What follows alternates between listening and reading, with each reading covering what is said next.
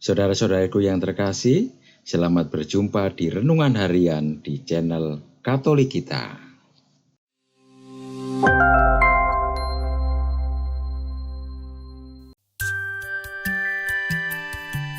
Hari ini, Selasa, 28 Januari 2025, perayaan wajib Santo Thomas Aquinas, Imam dan Pujangga Gereja.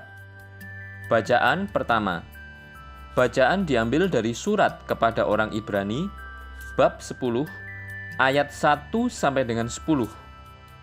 Saudara-saudara, di dalam Taurat hanya terdapat bayangan dari keselamatan yang akan datang, bukan hakikat dari keselamatan itu sendiri. Karena itu, dengan kurban yang sama, yang setiap tahun diulangi, hukum Taurat tidak mungkin menyempurnakan mereka yang ambil bagian di dalamnya. Sebab jika hal itu mungkin, pasti orang tidak lagi mempersembahkan kurban itu. Mereka yang melakukan ibadah itu tidak lagi merasa berdosa, sebab telah disucikan sekali untuk selama-lamanya. Tetapi justru oleh kurban-kurban itu, setiap tahun orang diperingatkan akan dosa-dosa mereka. Sebab tidak mungkin darah lembu atau domba jantan menghapus dosa. Karena itu, ketika Kristus masuk ke dunia, ia berkata, "Kurban dan persembahan tidak engkau kehendaki. Sebagai gantinya, engkau telah menyediakan tubuh bagiku. Kepada kurban bakaran dan kurban penghapus dosa, engkau juga tidak berkenan. Maka aku berkata, lihatlah, aku datang untuk melakukan kehendak-Mu, ya Allahku, sebagaimana tertulis dalam gulungan kitab tentang aku." Jadi mula-mula ia berkata, "Engkau tidak menghendaki kurban dan persembahan. Engkau tidak berkenan akan kurban bakaran dan kurban penghapus dosa, meskipun dipersembahkan menurut hukum Taurat." Dan kemudian ia berkata, "Lihat, aku datang untuk melakukan kehendak-Mu." Jadi, yang pertama telah ia hapuskan untuk menegakkan yang kedua. Dan karena kehendak Allah inilah, kita telah dikuduskan satu kali untuk selama-lamanya oleh persembahan tubuh Yesus Kristus. Demikianlah sabda Tuhan. Syukur kepada Allah.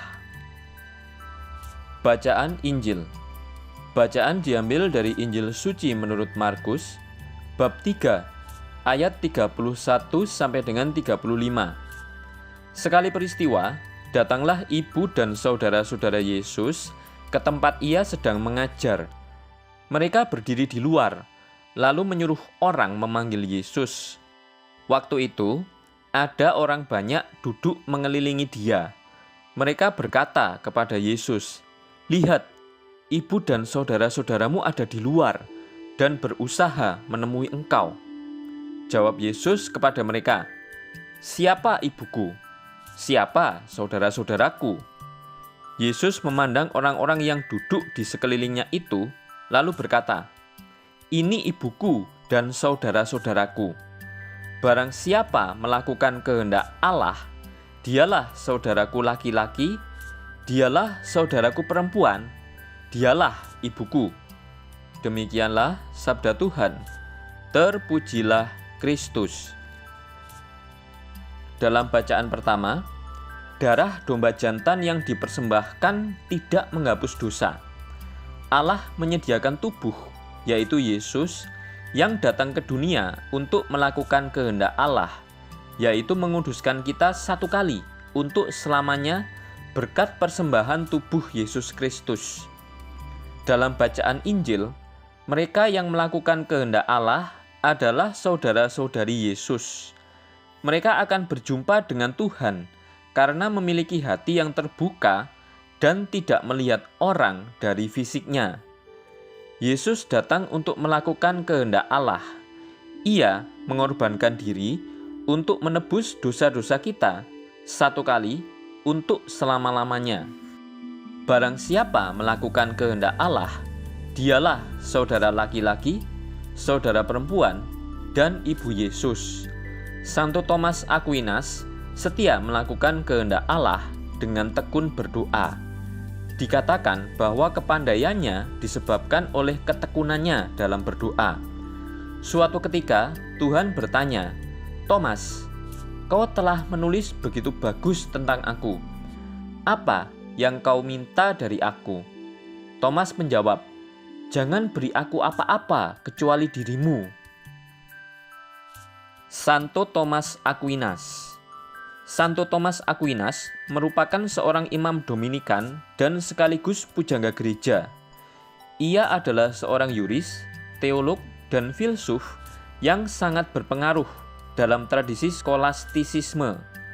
Ia lahir tahun 1225 di Italia, memiliki 8 orang saudara kandung, dan ia merupakan anak bungsu. Pada umur 19 tahun, Thomas memutuskan untuk bergabung dengan Ordo Dominikan. Namun keputusan itu tidak disetujui oleh orang tua dan keluarganya. Meskipun demikian, Thomas tetap berteguh hati untuk masuk Ordo Dominikan. Sadar kalau segala upaya untuk menghalangi Thomas gagal, akhirnya Thomas dipersilakan untuk masuk Ordo Dominikan. Pada tahun 1245, Thomas diutus belajar di Fakultas Seni Universitas Paris.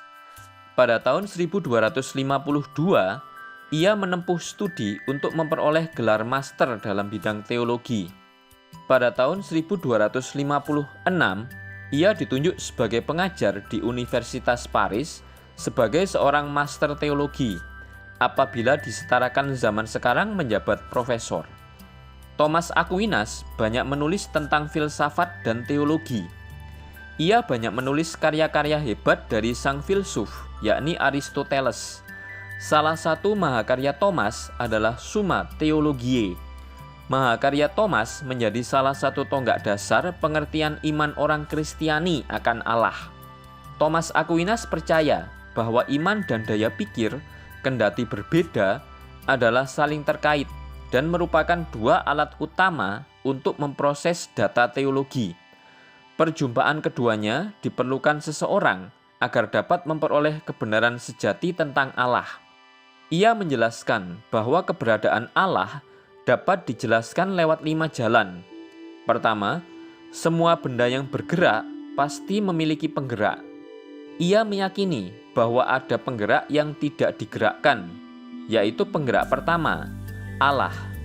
Kedua, kausalitas, sebab membawa akibat. Di dunia materi ada sebab akibat. Akibat satu menjadi sebab yang lain. Akan tetapi tidak mungkin hal ini tanpa batas. Ada penyebab pertama yang tidak disebabkan, yaitu Allah.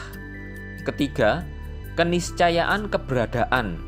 Sesuatu yang mungkin ada bisa tidak ada kalau ada sesuatu yang wajib ada, yakni Allah. Keempat, dalam menilai sesuatu baik atau buruk, selalu memiliki patokan dengan nilai atau derajat tertinggi. Nilai tertinggi itu ialah Allah. Kelima, alam yang tertata. Semua itu tidak terjadi secara kebetulan. Ada pribadi yang menuntun itu semua, yaitu Allah.